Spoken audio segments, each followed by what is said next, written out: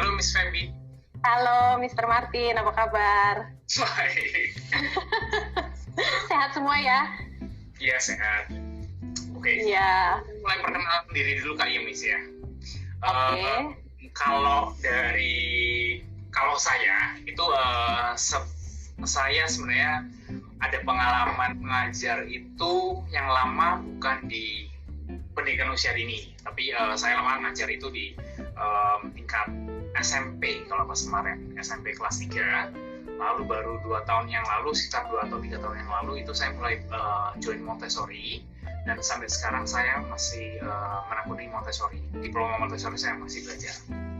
Nah, pada prosesnya saya juga menjalankan sekolah Sunny Glow Montessori yang di Greenfield, dan kemudian pada masa pandemik ini kita melahirkan unit usaha baru yaitu EFL yang sekarang kita pakai Instagramnya buat live IG gitu.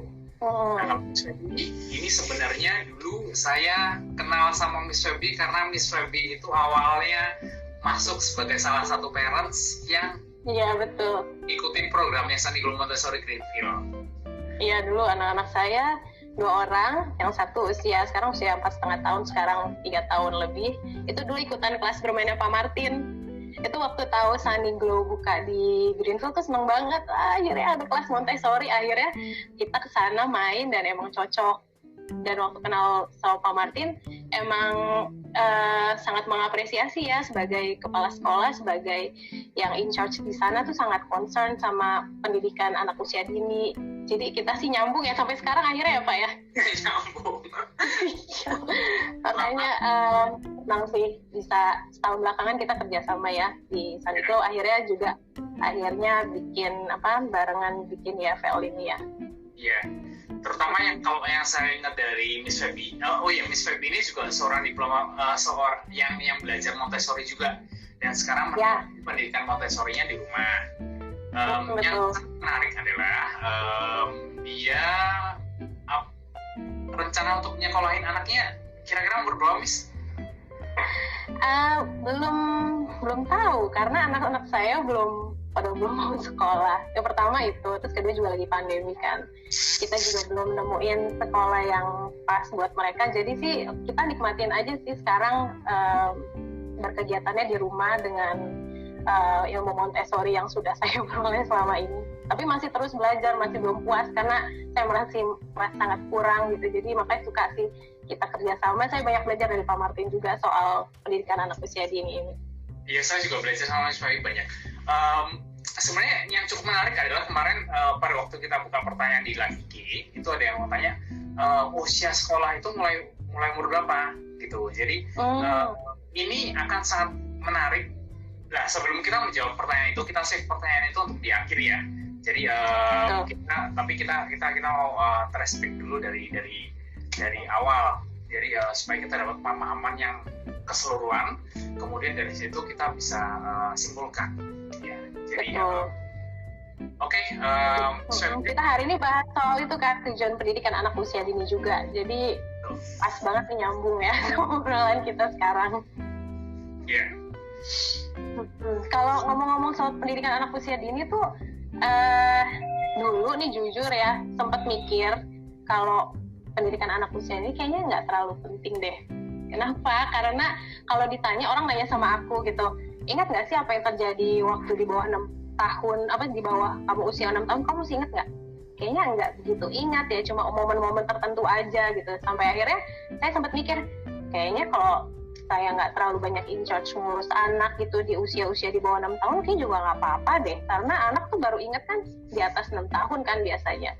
Terus ternyata setelah belajar Montessori, kayaknya salah besar, justru itu di bawah 6 tahun tuh penting banget, ya nggak sih Pak? Gimana menurut Pak? Oke, ya betul banget Miss. Sebenarnya sama dulu kalau saya dari dulu sudah mengerti bahwa pendidikan usia 6 tahun bukan mengerti, tapi udah tahu kalau misalnya 0 sampai 6 tahun itu golden age, banyak sekali yang bicara seperti itu. Tapi saya baru benar-benar mengerti pada saat saya mulai masuk ke dunia Montessori. Ya di sana saya mulai dikasih tahu, oh ternyata pentingnya itu begini. Kalau di Montessori, dia bicaranya mengenai absorbent mind. Jadi 0 sampai 3 tahun itu tahapnya unconscious mind. Kalau yang 3 sampai 6 itu sudah mulai conscious. Tapi mereka 0 sampai 6 tahun ini absorbent mind. Apa artinya? Absorbent mind itu kayak misalnya anak itu benar-benar menjadi seperti sponge. Jadi mereka ngelihat apa, mereka merasakan apa, mereka mendengar apa, itu mereka semua serap, dan itu yang membantu perkembangan mereka gitu. Jadi gini, contohnya gini aja. Kalau misalnya Miss Feby sekarang melihat saya bicaranya mungkin masih agak beledak-beleduk ya Miss ya. Beledak-beleduk itu maksudnya gimana ya? D-nya ini bukan D seperti apa, tapi D-nya itu benar-benar kayak ya, jadi maksudnya mungkin Miss Feby udah bisa ngira kira-kira saya ini dulu lahirnya di mana gitu, karena aksen Jawanya saya ini ya. Aksen ini juga termasuk salah satu yang saya acquire, yang saya terima dari dulu waktu saya kecil gitu. Jadi karena saya lahir di keluarga yang memang yang ngomongnya bahasa Indonesia campur Jawa kayak gitu segala macam, dengan logatnya, dengan dialeknya mereka kayak gitu segala macam, ini akhirnya terserap dalam unconscious mind-nya saya, dan ini tetap sampai sekarang gitu. Jadi kalau misalnya saya mau ditanya mengenai emang penting ya pendidikan usia ini pentingnya sampai segini Miss, apa yang kita serap dulu itu benar-benar sampai ke bawah sampai sekarang. Kalau misalnya dialek aja yang tidak sengaja kita pelajari dari anak kecil itu kita bisa serap, apalagi yang kita bawa dari pada waktu kita umur 6 tahun sampai sekarang. Jadi itu justru pertanyaan reflektif, dan itu saya cuma gampang sekali menyatakan kalau pendidikan usia dini itu benar-benar penting gitu loh. Jadi sekarang ini saya mau ngelakuin latihan macam apa kayak gitu segala macam, pasti ada suatu saat orang bisa mendengar bahwa saya ini asalnya dari Jawa gitu. Karena logat saya seperti ini gitu loh. Walaupun pada saat saya ngomong seperti ini Miss, ini saya merasa bahwa saya ngomongnya seperti orang Jakarta gitu. Tapi pada waktu saya mendengarkan rekaman saya suaranya, suara saya masih beledak-beleduk ya udahlah. gitu loh. Jadi kalau menjawab mengenai pendidikan usia dini pentingnya apa, sepentingnya sampai itu. Kalau kita mau jabarin lagi nanti nggak cukup waktunya. Tapi yang penting kita emphasize, kita udah tahu bahwa pendidikan usia dini itu penting. Jadi pentingnya itu sampai menyerap secara nggak sadar ya. Menurut saya itu lebih besar dampaknya nggak sih Pak? Dibandingkan kan tadi ada pikiran sadar, ada pikiran bawah sadar. Pikiran bawah sadar kita nggak sadar itu terserap di dalam diri kita ya. Kayak contohnya tadi Pak Martin itu ya, cara berbicara, mungkin gerak-geriknya juga itu kan kita nggak sadar ya. Iya, betul Miss. Jadi termasuk juga pas pengalaman saya pada waktu di SMP, kan saya banyak ngajar dulu di SMP kelas 3. Jadi tapi saya ngajar dulu itu banyaknya bukan dibayar, tapi maksudnya saya ngajar di satu organisasi sosial lah, kira-kira begitu. Pada waktu saya ngajar di organisasi sosial tersebut, saya sering ngomong kok sama teman-teman saya, yang sebenarnya yang saya ajarin ini bukan matematika atau fisika atau bahasa Inggris, itu bukan sama sekali. Yang utamanya adalah yang saya ajarkan adalah karakter. Karena banyak sekali, misalnya pada waktu saya masuk ke pendidikan matematika Pak, matematika Miss, itu tiba-tiba anak udah ngomong, aduh saya nggak bisa, aduh saya paling nggak bisa matematika, aduh saya benci matematika gitu segala macam. Padahal belum mulai pelajarannya. Nah, yang saya pikir pada waktu itu, aduh ini anak cuma terbiasa untuk gagal, terbiasa untuk tidak terpercaya diri kayak gitu-gitu segala macamnya. Jadi keluarnya seperti itu. Jadi pada waktu saya SMP 3 dulu, ngajar SMP 3 dulu, itu yang saya ajar duluan Miss. Jadi setiap kali saya ngajarin anak-anak, saya bilang, ini mah gampang, kayak gini-gini segala macam tuh, gampang kan? Saya ajak mereka untuk membuktikan sendiri. Saya pompa mereka punya apa, semangatnya, saya suruh maju di kelas kayak gitu segala macam. Jadi itu yang saya lakukan pada waktu dulu saya ngajar kelas di SMP. Nah, pada saat sekarang ini saya banyak di pendidikan usia dini, Miss. Ini saya Dan inilah kenapa saya bicara sama Miss, yuk kita buat live IG yuk gitu. Dan kedepannya kita memang ingin live IG ini kita secara rutin mengadakan supaya kita jadi ajangnya kita buat berbagi ilmu gitu. Saya sendiri tahu bahwa saya masih ilmunya itu masih sedikit gitu, maksudnya maksudnya bukan nggak sedikit banget, tapi saya memang belajar kayak itu selama dan saya akan belajar lebih lagi. Tapi ya ayo kita berbagi gitu, sama-sama kita berbagi. Jadi semangatnya di sini adalah kita berbagi. Jadi saya percaya kan kalau misalnya saya berbagi, saya pun juga dapat ilmu, Miss Feby juga dapat ilmu, dan nanti semua narasumber yang ada pun saya juga pinginnya bisa undang. Jadi kan misalnya ada dari psikolog, ada dari apa kayak itu. Ya semangatnya cuma berbagi aja. Kira-kira begitu. Ya doain ya teman-teman, semoga bisa berjalan konsisten ya Pak ya. Yeah. Kita bikin live IG sama diskusi online lainnya. Nah, Pak Martin ini kan mendalami Montessori, ikut diplomanya, terus sebagai kepala sekolah Saniglo Montessori juga, sekarang bikin IFL. Kalau yang Bapak pelajari pendidikan anak usia dini untuk metode Montessori itu apa sih Pak sebenarnya Pak? Nah ini yang tadi saya sedikit terpotong karena saya ngobrolnya ngalor ngidul nih, sorry. Gini, gak apa-apa Pak. Kenapa kita adakan live IG ini? Karena memang saya cukup melihat banyak orang tua yang kebingungan nih. Jadi kalau nggak kebingungan, saya pikir ya gini. Dulu pada waktu saya masuk pertama kali sebagai di Saniglo Montessori, itu juga pertanyaan saya tuh bingung Miss, kan memang ada panduan kurikulum dari Saniglo Pusat, kemudian kita tinggal mengejawantahkan atau memaparkan kayak itu segala macam. Tapi kemudian pada satu waktu saya sendiri sempat bingung.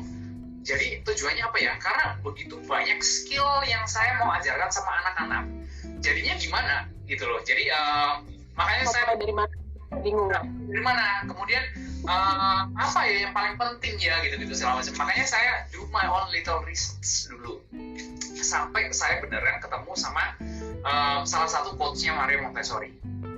Ya, Maria Montessori cuma bicara begini. By the way, kita memang latar belakangnya berdua dari Montessori ya. Maria Montessori itu memang dia menciptakan suatu sistem pendidikan yang sangat baik sekali, dan beliau itu orang Itali. Secara singkat aja Miss ya. Dia dokter di kesehatan dan dia juga mendalami psikologi, jadi ilmunya banyak gitu. Jadi saya ini sekarang belajar Montessori. Salah satu konsep Montessori dia bicara bahwa tujuan pendidikan usia dini sebenarnya itu adalah mengaktifasi rasa natural mereka mau belajar. Coba Miss benar-benar perdalam kata-katanya, mengaktifasi rasa natural anak mereka mau belajar. Bukan membuat loh ya Miss. Artinya kalau aktivasi, artinya mereka sudah ada. Rasa natural artinya di dalam diri mereka udah ada. Dan ini memang relasi sama yang Montessori bicarakan. Jadi, pada waktu awal kita dikasih tahu kalau misalnya di dalam diri setiap anak. Dari dulu kan kita sering gini. Sorry, saya jelasinnya gini aja. Dari dulu kita sering dikasih tahu kalau misalnya kita mendidik anak itu kayak kita melukis kanvas kosong. Benar ya, Miss? Kertas kosong, ya. Itu jadi apapun yang kita itu kayak gitu segala macam itu kita bagai melukis kanvas kosong. Nah sekarang ini yang ternyata di pendapat yang saya pikir agak bertolak belakang sama Maria Montessori. Kenapa agak? Karena nggak 100% bertolak belakang, tapi agak-agak aja. Nanti kita bisa lebih mendalam lagi. Kalau Maria Montessori intinya bicara begini. Pada waktu awal saya diajarinya adalah anak ini sebenarnya dari dalam diri dia sendiri itu sudah ada sesuatu yang mengajarkan dia sendiri. Jadi kalau di Montessori kita sebutnya istilahnya adalah horme. Jadi kamu saya inner teacher Pak. Oh ya, inner teacher. Ya, kalau inner teacher yang mengajari dirinya sendiri. Ya. Jadi kita nggak usah nyuruh anak belajar. Sebenarnya, aktualnya mereka sendiri mau belajar, gitu loh. Jadi justru pertanyaannya adalah kalau misalnya sekarang anak saya usia SD, anak saya usia SMP, kok mau belajar aja susah. Nah, itu justru kita yang harus refleksi loh ya kenapa gitu loh. Karena pada prinsipnya anak itu suka belajar. Contohnya, kita nggak pernah ngajarin anak jalan, mereka udah mau jalan sendiri. Kita nggak pernah ngajarin mereka mau bicara atau mau apa, mereka mau bicara sendiri kayak gitu. Ya kira-kira seperti itulah. Jadi itu yang saya kalau ditanya sama Miss Febi, apa sih tujuan pendidikan usia dini menurut Pak Martin apa? Kalau menurut saya ngambil dari quotes-nya Maria Montessori bahwa tujuan pendidikan usia dini adalah mengaktifasi rasa natural anak mau belajar. Intinya itu. Nah, bagaimana cara mengaktifasi? Nah, itu pembahasannya lebih panjang lagi. Nah, kalau misalnya sendiri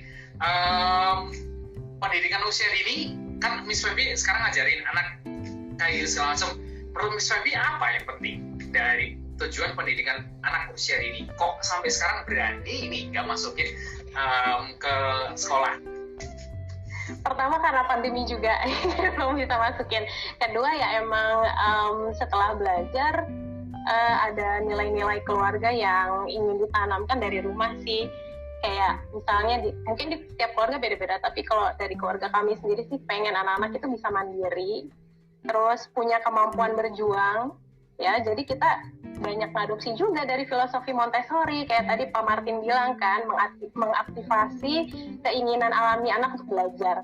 Itu sebenarnya di rumah tuh banyak banget yang bisa kita lakuin, kayak misalnya anak usia balita kan suka ini ya, maunya apa-apa sendiri gitu, mau cuci tangan sendiri, bahkan mau bantuin masak gitu. Kadang mereka maksa gitu, aku mau ikut bantuin masak, aku pengen cuci piring. Sebenarnya kalau kita pakai sudut pandang Maria Montessori itu bagus banget, itu kayak kesempatan emas kita buat melatih itu semua, untuk melatih kemandirian, terus keterampilan hidup, karena kan salah satu area Montessori kan keterampilan hidup itu ya Pak ya. Jadi saya pikir nggak usah buru-buru lah, nikmatin dulu, kayaknya banyak hal yang bisa kita lakuin kok di rumah sama anak-anak. Dan tiap hari ada aja sih kayak minat mereka tuh emang berubah-ubah gitu, kayak sekarang tuh mereka lagi suka coret-coret. Ya udah, saya nggak usah pusing-pusing mikirin, aduh hari ini kegiatannya apa ya. Ternyata dari anak sendiri juga mereka sudah mengajukan, mereka lagi minat di situ. Kita sebagai orang tua tinggal menyediakan aja fasilitasnya, misalnya krayon, atau mereka lagi suka ngelipet baju, ya udah diajak aja mereka ngelipet baju di rumah. Menurut saya itu penting kok buat pendidikan anak-anak usia dini gitu, keterampilan hidup, terus kemandirian. Mereka mau makan, mau minum, saya arahkan, ya udah coba ambil sendiri, coba ambil minum sendiri. Terus dari mereka berkonflik di rumah aja, karena kebetulan anak saya kan 2 ya, anak saya 2, jadi mereka berkonflik aja tuh menurut saya tuh udah pendidikan anak usia dini loh, kayak melatih mereka memecahkan masalah, berempati gitu. Jadi ya kalau ditanya kenapa belum menyekolahkan ya, karena saya masih menikmati momen-momen bersama mereka. Terus saya merasa memang banyak hal kok yang bisa dieksplor di rumah gitu. Ketika membutuhkan kegiatan terstruktur pun ada Pak Martin punya IFL. Jadi Pak pesen ini biar bisa ngajarin konsep baru ke anak-anak gitu. Jadi sekarang kita udah beruntung banget sih dengan adanya teknologi, kita jadi bisa banyak belajar soal Montessori, bisa banyak belajar soal metode pendidikan lainnya. Jadi menurut saya nggak apa-apa kok kalau sampai menunggu mereka akhirnya minat sendiri untuk sekolah gitu. Tapi ya memang tiap parents beda-beda kok. Kalau keluarga saya sih gitu sih Pak. Iya, thank you Miss. Kalian promosi lagi. Kalau yang ada pemimpinnya, silakan. Iya. Misalnya mau, itu kita udah susunin satu tema, jadi benar-benar pikirin mulai dari culturalnya, dari practicalnya, dari matematika, dari bahasa segala macamnya. Intinya adalah kita pengen material ini secara langsung, nggak perlu orang tua ngajarin, tapi anak sudah langsung tertarik sendiri. Jadi begitu boxnya, wih ini apa, jadi mereka yang itu seperti itu. Jadi kita memang sampai ke situ. Tapi ya kira-kira kita promosinya bentar aja Miss. Okay. Pak, tipsnya deh Pak, Bapak Martin ini kan suka ngasih edukasi ke orang tua nih. Waktu di Saniglo juga suka ngomong, kita ngobrol. Sebenarnya kuncinya apa sih Pak kalau untuk mendidik anak usia dini ini menurut Montessori kan sebenarnya prinsip-prinsipnya banyak tuh. Tadi kita udah nyebutin apa sih inner teacher tuh ya. Terus saya sering dengar namanya follow the child, ikuti minat anak, itu yang udah kita terapkan di rumah. Terus kayak masih banyak lagi, cuma tiba-tiba ngeblank gitu Pak. Sebenarnya saya justru waktu tadi Miss Feby ngomong itu saya taking notes banyak. Jadi kayak misalnya dia biarin aja anaknya mau ngapain lah, sebenarnya itu pun juga yang dilakukan sama di sekolah Montessori-nya kita. Jadi kita itu yang pas waktu dulu Sandiglo Montessori Greenfield masih jalan pada waktu sebelum pandemi. Kalau sekarang jalan cuma online-nya doang. Kalau offline-nya tutup karena kan memang PSBB. Dulu pada waktu kita di sekolah pun juga kita nggak maksa anak mau kamu harus ini, kamu harus itu, kayak gitu segala macam. Karena kalau misalnya kita belajar Montessori, kita juga pasti ada pelajaran yang namanya sensitive period, Miss. Ya, masa peka itu ya. Masa peka. Jadi anak masa pekanya beda-beda. Jadi ada masa peka terhadap bahasa, ada masa peka terhadap matematika, ada masa peka macam-macam lah pokoknya. Itu kalau kita ngomong sendiri bisa sejaman lebih sendiri kayak itu segala macam. Tapi gini, Montessori itu adalah pendidikan yang memihak anak. Jadi kita lebih ngertiin anak, kita lebih ngeliat anak. Mereka itu sampai taraf perkembangannya sampai mana, mereka itu minatnya apa, mereka itu sekarang lagi mau ngapain ya, kira-kira begitulah. Lalu apa tugasnya kita di kelas? Tugasnya kita adalah sebagai direktris aja. Jadi bukan sebagai teacher, bukan sebagai kita yang ngajarin. Ya betul kita ngajarin, tapi kita lebih mempersiapkan lingkungannya, kemudian jadi role modelnya, dan kita yang memberikan batasan-batasan. Dan 3 hal yang saya barusan sebut itu sebenarnya adalah resep keberhasilan Montessori, kelas Montessori. Ya, yang satu adalah kebebasan dengan batasan. Yang kedua adalah lingkungan yang dipersiapkan. Yang ketiga adalah role model. Jadi kalau misalnya Miss juga nanya,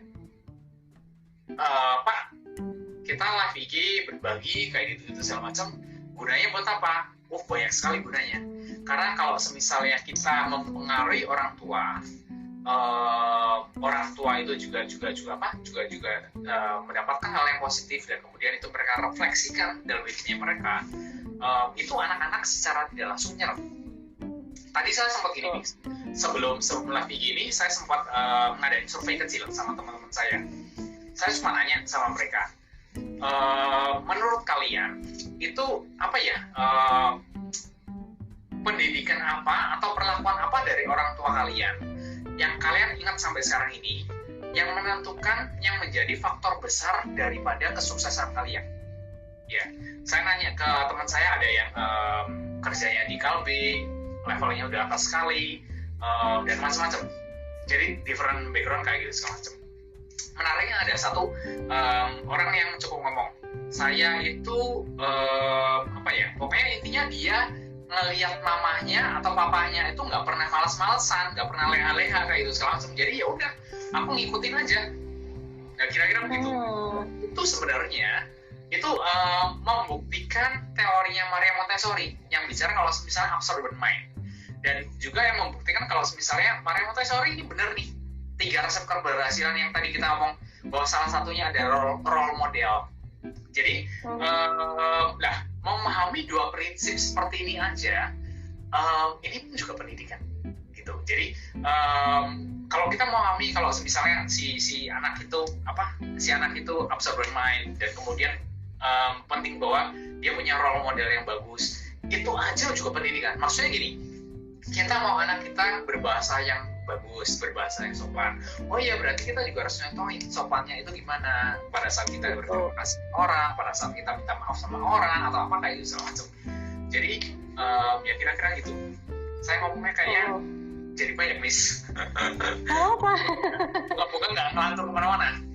Enggak. Kita masih fokus di 3 itu kan tadi, yang lingkungan dipersiapkan, terus follow the child, kebebasan dalam batasan. Nah, itu juga penting sih Pak, kebebasan dalam batasan. dulu juga saya sempat ngira, oh ya udah dibebasin aja anak mau lari-lari, mau manjat-manjat. Tapi kan harusnya ada batasannya juga ya Pak ya. Karena memang salah satu kunci pendidikan anak usia dini itu kan buat mengenalkan values ya. Nilai-nilai, norma-norma itu kan juga bagus banget di usia dini ya. Karena tadi itu yang anak menyerap itu sangat cepat di usia ini, golden age gitu. Jadi kalau saya sih nangkepnya kebebasan dalam batasan, ya kita kasih kebebasan sama anak tapi tetap ada aturannya. Misalnya apa?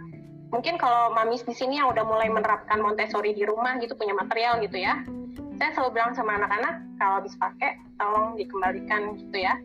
Terus awal-awal ya belum lah, waktu itu mulai ngenalin ke Montessori itu 1,5 tahun ya. Anak umur 1,5 tahun kan memang mungkin tidak bisa langsung mengembalikan, tapi itu saya biasakan terus gitu. Saya kasih konsekuensi kalau misalnya dia nggak mau kembaliin. Kayak maaf kamu belum bisa ngambil material yang lain kalau kamu belum kembalikan yang tadi gitu. Itu terus saya ulang-ulang terus sampai sekarang akhirnya mereka kalau habis berkegiatan dengan material itu udah otomatis langsung dikembaliin tanpa disuruh gitu. Dan itu merembet kemana-mana. Kayak misalnya mereka numpahin sesuatu. Ya awal-awal ya paling saya arahkan, ayo kalau tumpah apa yang harus kita lakukan. Oh ya dilap ya. Terus lama-lama ya udah mereka sadar sendiri kalau tumpah saya nggak komentar apa-apa, mereka udah ngelap sendiri.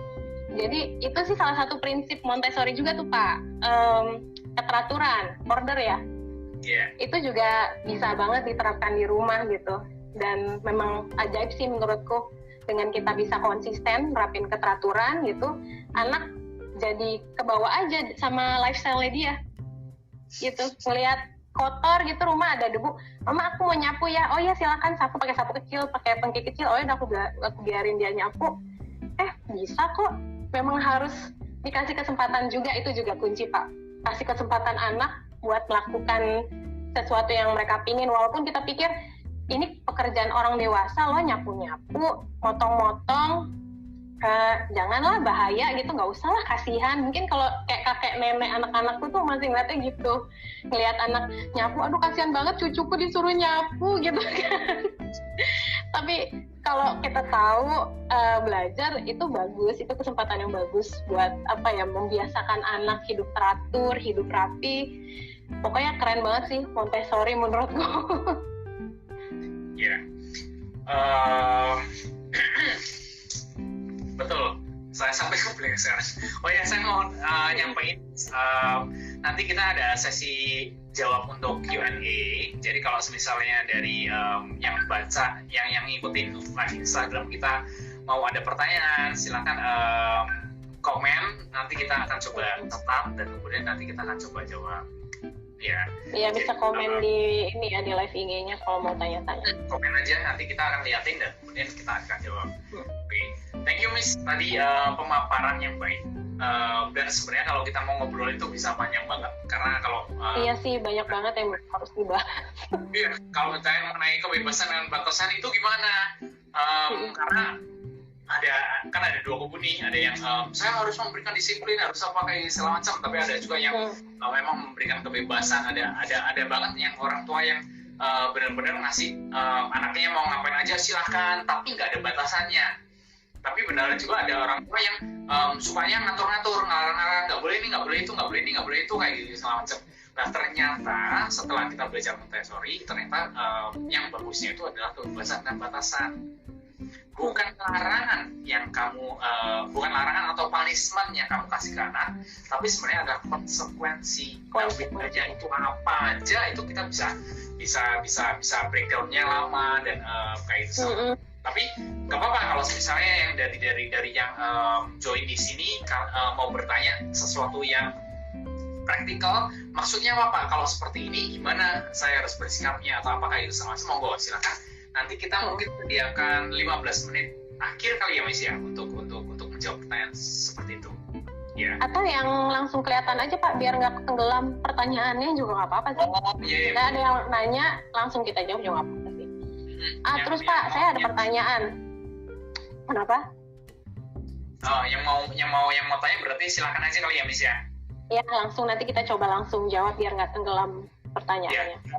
Saya ada satu lagi Miss. Ini ada satu lagi yang saya ingin bagi. Jadi salah satu salah satu alasan kenapa saya juga mau live IG mengenai tujuan pendidikan usia dini ini sebenarnya adalah saya melihat kecenderungan orang tua itu berpikir kalau misalnya pendidikan itu cuma akademis saja. Nah itu yang baru mau saya tanyain tadi, apakah karena sama dong. sama gitu untuk pemikiran. Ya tadi tuh mikir apa karena itu kan tadi seperti spons pikiran anak usia dini itu banyak orang tua yang mikir oh ya udah sekarang kita jajalin aja tuh calistung gitu. Mau nggak tahu gimana kondisi anak kita, jajalin aja calistung. Itu gimana sebaiknya kita menyikapinya ya Pak? Setahu saya tuh kita harus menyiapkan diri anak dulu, kayak misalnya kemandiriannya dia dulu. Kalau dia udah mandiri, udah punya daya juang yang bagus, bisa tuh kita mulai kenalkan calistung. Kalau menurut Pak Martin gimana tuh? Gini, sebentar Miss, ini saya buka diagramnya dulu di komputer, moga-moga kelihatan. Oke. Ini. Jadi saya akan pindahkan dulu ya, dan saya akan liatin. Kebalik nih. Nah, ini sebenarnya adalah diagram Pyramid of Learning Miss dari William sama Schellenberger. Intinya begitu. Jadi mungkin apa gambarnya nggak kelihatan karena kan itu di komputer. Tapi intinya adalah kalau dilihat dari sini itu academic learning itu adalah menjadi puncaknya. Ya. Okay.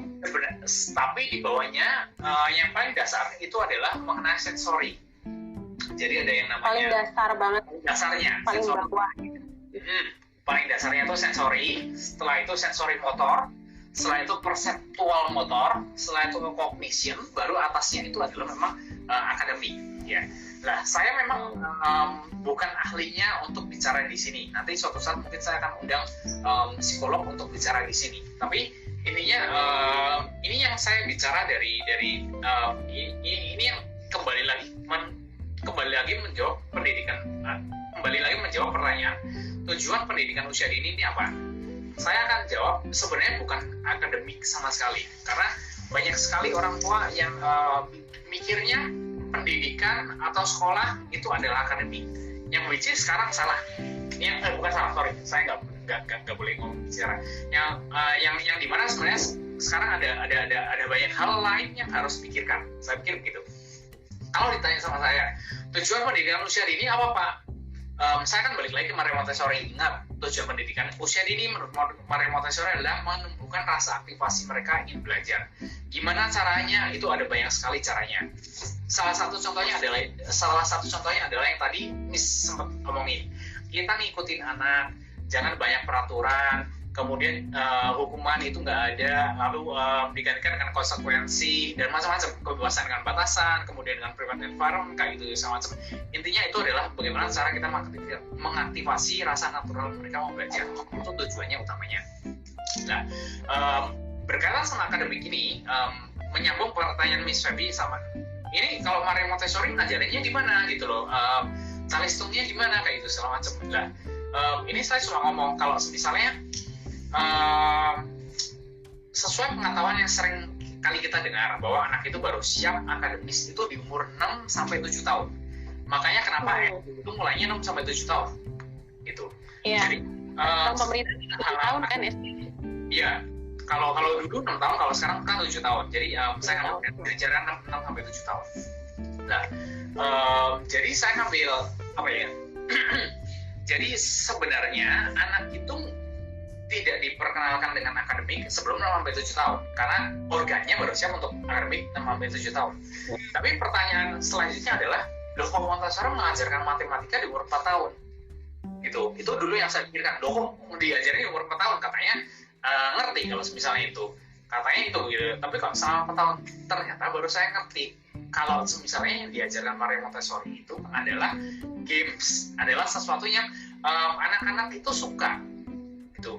Kenapa dia mengajarkan itu di usia 4 tahun sampai 4 tahun? Karena dia ngerti kalau misalnya kan metode dia adalah berdasarkan riset juga. Jadi ngambil sampel kayak gitu segala macam.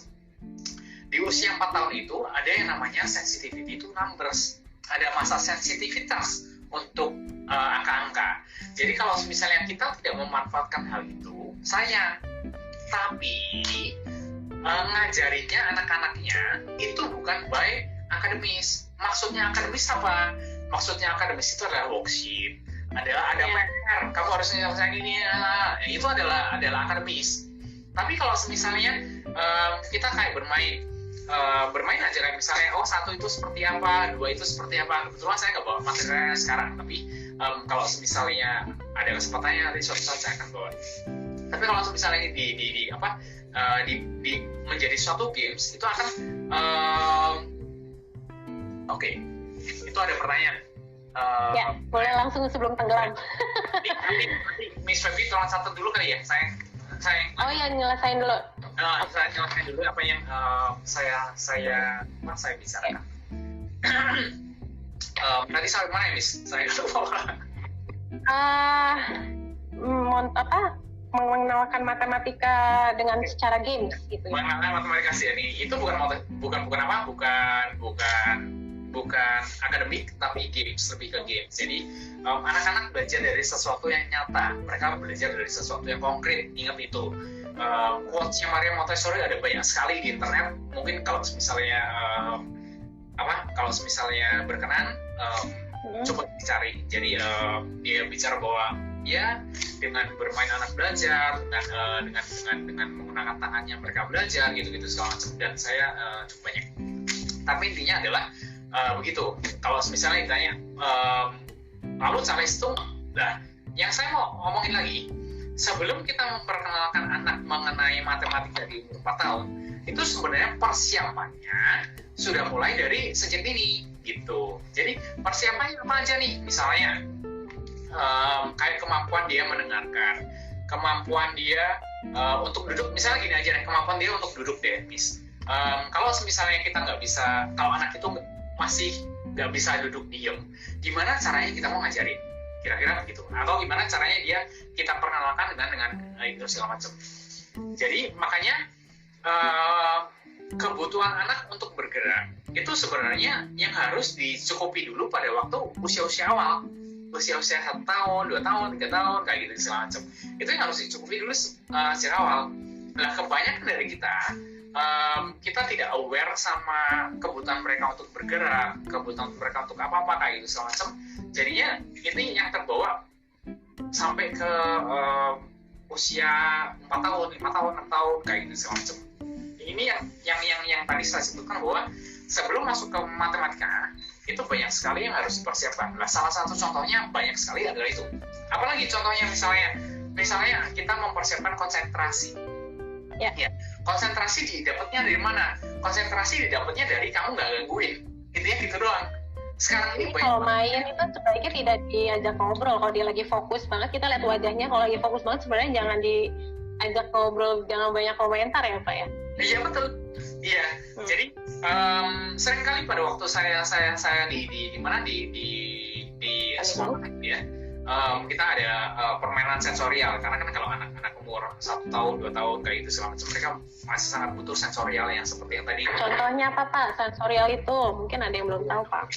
Sensorial itu sebenarnya sensorial banyak. Ya sensorial itu kalau sekarang kita diajarinya ada 8. Kalau dulu kita waktu SD ilmunya baru sampai 5. Sensorial. Penciuman, lalu perasa, lalu pendengaran, penglihatan dan meraba. Ya. Itu dulu kita ilmunya sampai situ. Lalu terakhir ditambah 2, yaitu proprioception sama vestibular. Vestibular itu bicara mengenai keseimbangan. Kalau proprioception itu adalah mengerti mengenai lokasi anggota tubuh saya ada di mana. Ya, buat yang pertama kali baru dengerin proprioception sama vestibular, mungkin diterima dulu aja karena pasti nggak mungkin cukup waktunya untuk membahas ini lebih lanjut. Kalau mau belajar banyak sekali material di internet, itu bisa dicek apa sih yang namanya proprioception, apa sih yang namanya itu. Dan satu lagi ada yang namanya interoception, Miss. Interoception itu adalah organ di dalam yang ngasih tahu kalau misalnya ada rasa lapar, ada rasa haus, ada rasa mau pipis, ada rasa mau apa kayak gitu segala macam, itu yang dari dalam pokoknya. Ya, kelelahan kayak gitu segala macam, itu juga itu adalah ada interoception. Jadi contoh kegiatan sederhana yang sensoris apa Kak? Pak, misalnya kayak main, kita kan ada beras warna-warni gitu ya, ada Epsom salt gitu. Misalnya ditanya kegiatan sensorial apa di umur 1 tahun 2 tahun, biasanya kita memang banyakkan kegiatan sensorial yang taktil, yang indera peraba. Jadi diperkenalkan dengan berbagai macam tekstur gitu. Jadi bisa dikasih air, bisa dikasih oat, bisa dikasih tanah buatan kita biasanya antara terigu sama coklat, bisa dikasih water beads, ada dikasih apalagi itu namanya biji selasi, ada bisa dikasih juga kampung maizena dicampur air, itu namanya oblek, macam-macam. Di internet juga banyak ya sebenarnya. Banyak banget. Jadi memang sensory play gitu, search aja. Banyak banget gitu loh. Jadi tapi core-nya satu itu ya, misalnya core-nya adalah memberikan rasa natural anak mau belajar. Dengan cara apa? Dengan cara ya salah satunya adalah tidak memberikan banyak larangan, tidak memberikan banyak instruksi. Kita follow the child, lalu mengerti benar mengenai private environment, lalu kebebasan batasan gitu-gitu macam-macam.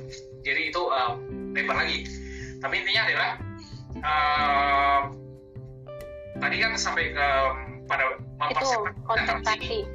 Ya. Nah, pada waktu saya ngasih permainan sensorial kepada orang-orang di mana di sekolah itu banyak banget orang tua yang atau sus ya.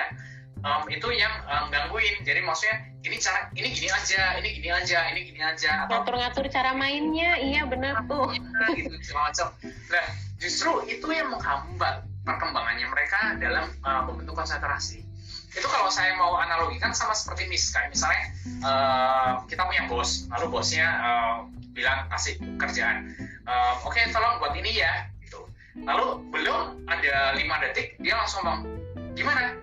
Caranya seperti apa? Oh gitu, enggak, mestinya gini aja gitu macam. Jadi kita nggak ada kesempatan untuk improve, nggak ada kesempatan untuk berkembang gitu loh, Miss.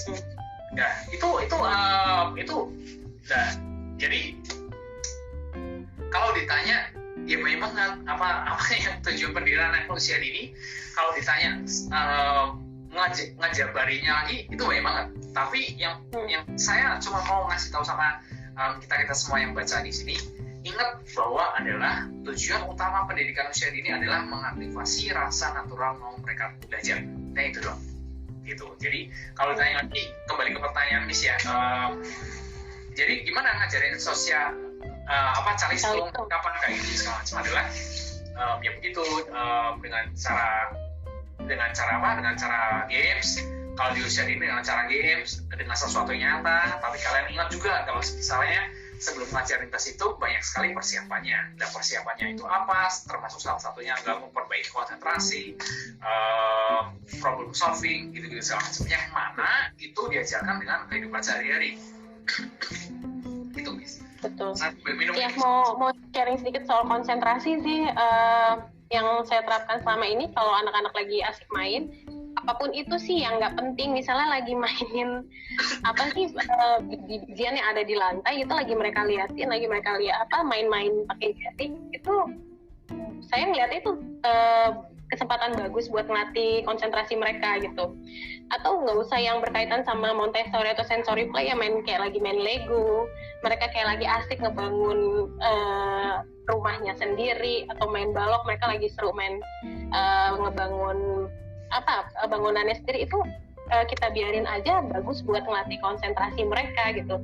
Jadi kapan kita bisa ikut main sama mereka? Ya ketika kita diajak, ketika anak ngajak kita main, ketika anak nanya sama kita, itu baru kita ngomong. Itu sih kalau saya prinsipnya gitu Pak. Ketika saya lihat anak saya serius banget wajahnya, dia mungkin akan ngomong-ngomong sendiri, komentar-komentar sendiri, itu lagi pretend play gitu misalnya, saya akan ngebiarin aja, karena itu sejauh ini yang saya tangkap emang itu berguna banget sih buat ngelatih konsentrasinya mereka. Jadi sekarang ketika saya lihat mereka udah bisa diajak duduk sama-sama, coba ngajak calistung sederhana gitu ya, terus mereka mau, ya udah, kenapa nggak kita terusin aja. Jadi kita emang kembali lagi ke anaknya udah siap belum ya, udah bisa duduk sama kita, mendengarkan nggak ya. Tapi ketika anaknya belum mau, ya saya nggak mau maksa, karena itu nanti kita berdua jadi emosi dan itu nggak bagus buat anak. gitu Pak. Kita mau yang tadi nggak Pak sebelum tenggelam? Pertanyaan tadi ada Nisa Nichan, itu kebetulan temen aku SMA. Dia nanya, dia kesulitan, ini intinya ya, kesulitan untuk menyediakan permainan terstruktur kalau di rumah. Ada tipsnya nggak? Gitu. Ada tipsnya nggak Pak? Kalau kesulitan menyediakan permainan terstruktur, menerapkan itu yang bisa. Ya, Nah, mungkin menyediakan juga, menyediakan dan menerapkan. Iya, ini sebenarnya saya agak kesusahan buat memahami pertanyaannya. Jadi maksudnya menerapkan permainan terstruktur itu maksudnya apa? Jadi apakah idenya, apakah ketertarikan anaknya gitu ya, yang masih belum terjawab ya? Ini pertanyaannya agak-agak butuh detail. Saya butuh detail. Jadi maksudnya maksudnya menerapkan permainan terstruktur itu apa? Karena yang tadi mungkin dijelaskan dulu Pak, permainan terstruktur itu apa? Permainan terstruktur yang saya tahu itu kayak kegiatan yang ada instruksi dari orang dewasa dan kita tujuannya adalah mengenalkan konsep. Gitu yang kalau saya tangkap. Oh, kalau Pak Martin gimana? Makanya ini jadi agak bias karena saya nggak cukup mengerti apa yang dia maksudkan. Jadi kalau misalnya kalau bicara mengenai permainan terstruktur, itu kan kita ada yang namanya directive play sama yang undirective play, yang free play kayak segala macam. Itu mungkin ya kalau intinya kalau permainan terstruktur itu adalah permainan yang dimana kita ngasih banyak instruksi, kita melatih anak untuk mendengarkan instruksi dan dia melakukan kayak ini segala macam. Kalau yang free play ya dia bermain sesuai dengan kehendak hatinya sendiri. Tapi saya pikir mungkin bukan itu yang ditanyain sama Miss siapa tadi Miss? Nisa Nichan. Nisa Nichan. Ya, mungkin yang dimaksud adalah kurikulum kali ya, atau dia mungkin Nichan bisa komentarin lagi di kolom komentar. Iya maaf, maksudnya yang ada instruksinya begitu katanya. Itu ada di komentar Pak, dibalas. Oh ya, yang ada instruksinya. Jadi maksudnya kita kayak ini loh Pak, kayak outdoor play-nya SGM. Nah, outdoor play-nya SGM itu kan banyak instruksi kan? Ya. Ada dua Miss. ada dua sih. Free play. Ada instruksi, ada yang free play. Ya, sorry. Ya. Oke. Kalau yang banyak instruksi intinya begini. Memang perlu saya tanya dulu anaknya kira-kira usia berapa. Karena mungkin anak nggak bisa mendengarkan instruksi karena memang dia belum mampu perkembangannya. Jadi kan misalnya nih anak umur 1-2 tahun itu kan mereka juga baru bicara beberapa kata-kata.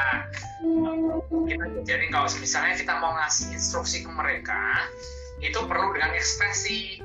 Dan kemudian dengan 2 kata atau 3 kata aja cukup, karena mereka belum bisa nerima instruksi yang panjang banget. Atau misalnya yang 2 kali instruksi, itu mereka belum bisa.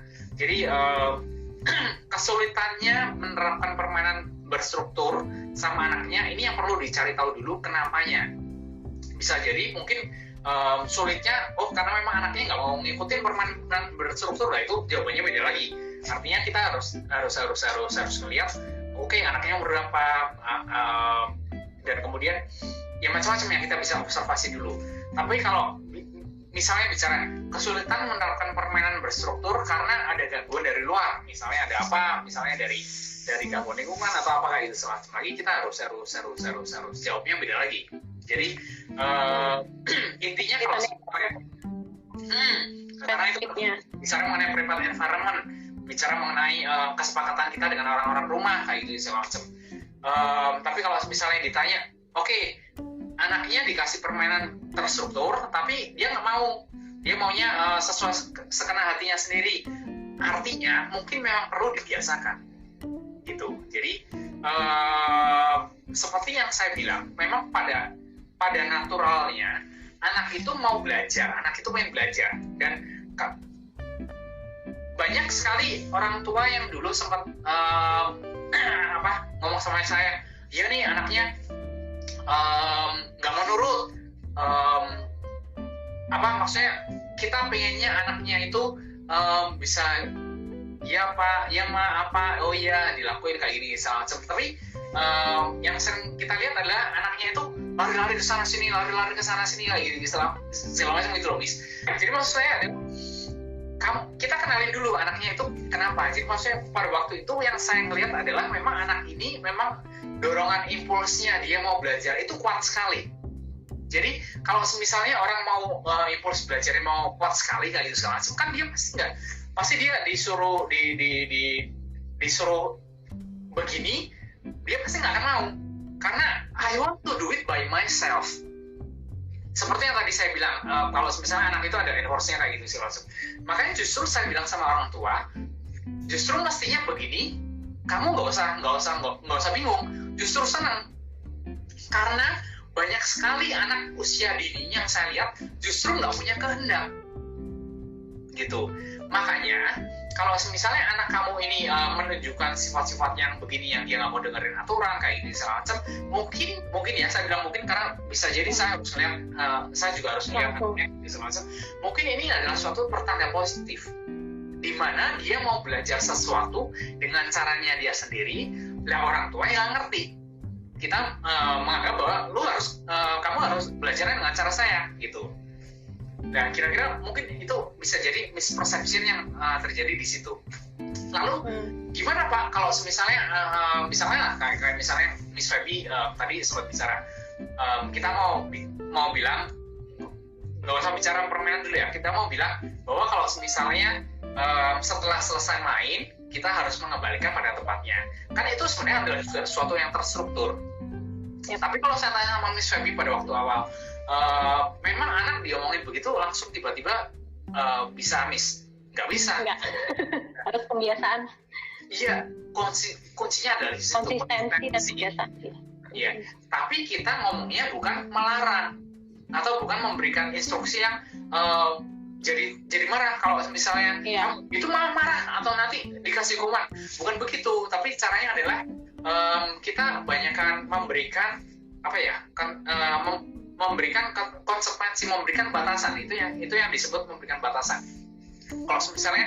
Kalau misalnya belum mengembalikan material, belum boleh ke material yang lain karena temennya nanti jadi nggak bisa pakai. Kita kasih tahu mereka alasannya gitu segala macam. Nanti atau kalau misalnya begini, nanti pada waktu kita mau main lagi nggak bisa karena berantakan gitu. Jadi yuk kita beresin dulu. Jadi di situ kita bantu, dan cara bantunya sendiri pun juga ada tips-tipsnya, Miss.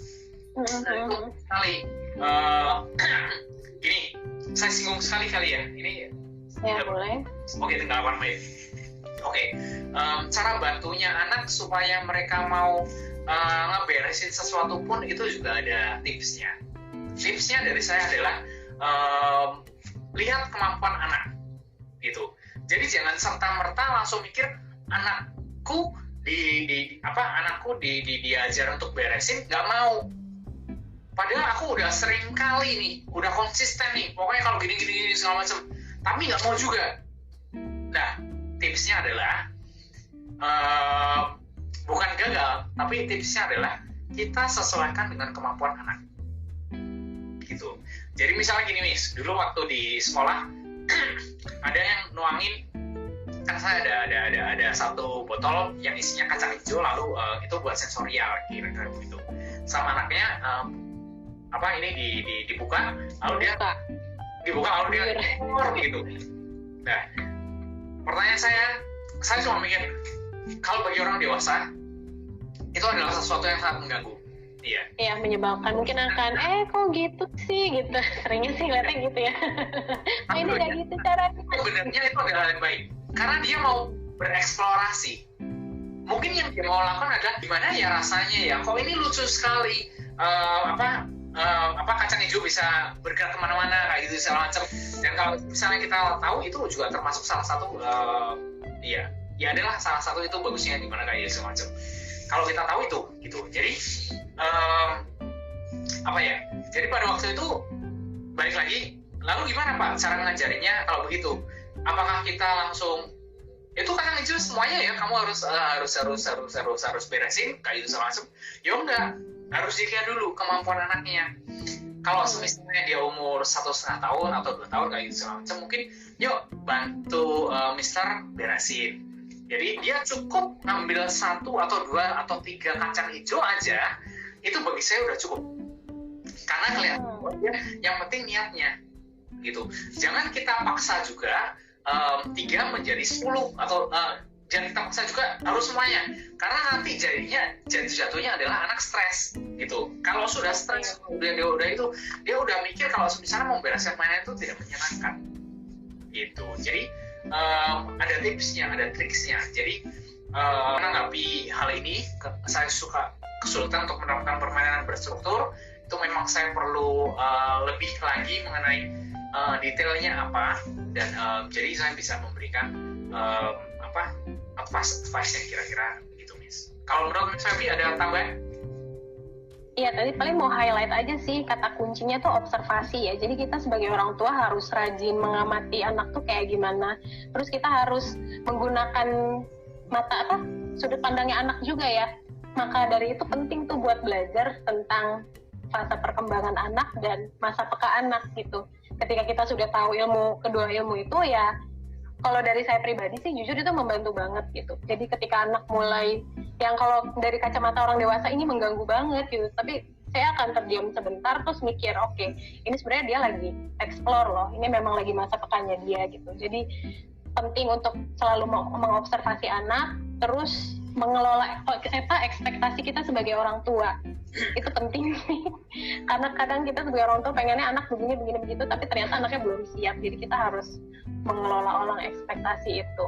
Sama tadi ya, konsistensi itu juga perlu sih, supaya anak akhirnya bisa terbiasa dengan hal-hal yang terstruktur. Nah Kak, tadi kan ada pertanyaan ya dari IG story kita. Sebelum live ini habis mungkin bisa dilihat dulu Pak. Yang pertanyaannya apa ya, Mas? Tentang sekolah, kapan sih idealnya anak itu sekolah? Tadi ada dari IG story kita, ada yang nanya. Mumpung tinggal 3 menit terakhir, kalau misalnya minta maaf ya. Kalau dari saya intinya begini, sebenarnya yang kita harus tahu adalah anak itu, sekolah itu identik dengan pendidikan. Jadi kita harus tahu dulu sebenarnya pertanyaan yang lebih tepatnya, bukan pertanyaan yang lebih tepatnya, sorry. Jadi intinya gini, kapan anak itu sekolah, ideal sekolah? Saya cuma bilang, pertanyaan mungkin saya lebih suka mengarahkan begini, Miss. Sebenarnya yang namanya bukan sekolah, tapi pendidikan. Saya lebih suka ngobrolnya ke situ. Makanya kenapa ini IG-nya tuh tujuan pendidikan usia ini, tapi tujuan pendidikan usia ini. Jadi kita harus sepakat dulu, ngerti dulu sebenarnya kalau pendidikan itu sudah dimulai dari hari pertama mereka menginjak dunia atau pada waktu mereka lahir. Itu udah pendidikan udah banyak. Pendidikan apa aja yang kita bisa berikan pada anak bayi, anak umur 1, anak umur 2 tahun, itu banyak banget ya. Nah, kalau ditanya sekolahnya kapan? Kalau bagi saya terserah mama gitu. Mau sekolahnya kapan? Kalau semisalnya ditanya, sekolah TK mulai kapan Pak bagusnya? Saya akan balikin lagi, terserah kembali, karena itu ada hubungannya sama budget, ada hubungannya sama nilai apa yang kamu mau tanamkan sama anak-anak kayak gitu semacamnya. Itu banyak sekali. Secara umum memang usia sekolah adalah umur 3 tahun.